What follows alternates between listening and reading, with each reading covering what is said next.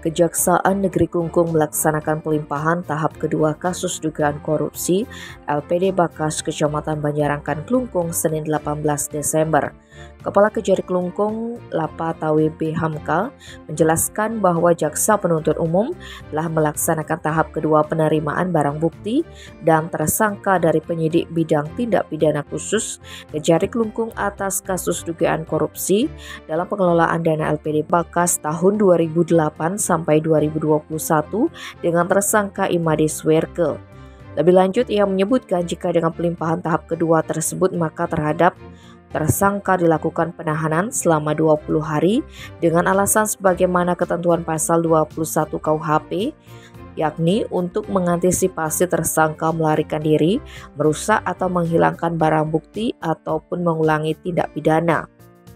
Sebelumnya diberitakan bahwa Ketua LPD Bakas, Imade Swerke, ditetapkan sebagai tersangka setelah dalam penyidikan terungkap bahwa tersangka selaku ketua atau pemucuk dalam mengelola LPD Desa Adat Bakas telah mengambil alih pekerjaan dari Bendahara Ide Ayu Putu Yuliari dan Sekretaris Niwayan Sutini, sehingga tersangka memegang kendali secara penuh kunci brankas LPD Desa Adat Bakas dalam mengelola keuangan LPD Desa Adat Bakas yang seharusnya dibekang oleh bendahara, yaitu saksi Ide Ayu Putu Yuliari.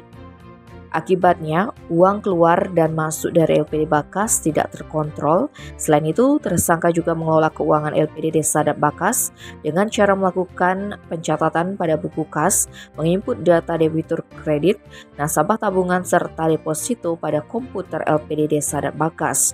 Atas perbuatannya, tersangka mengakibatkan kerugian keuangan negara sejumlah 12,6 miliar rupiah. Tim Bali Express melaporkan.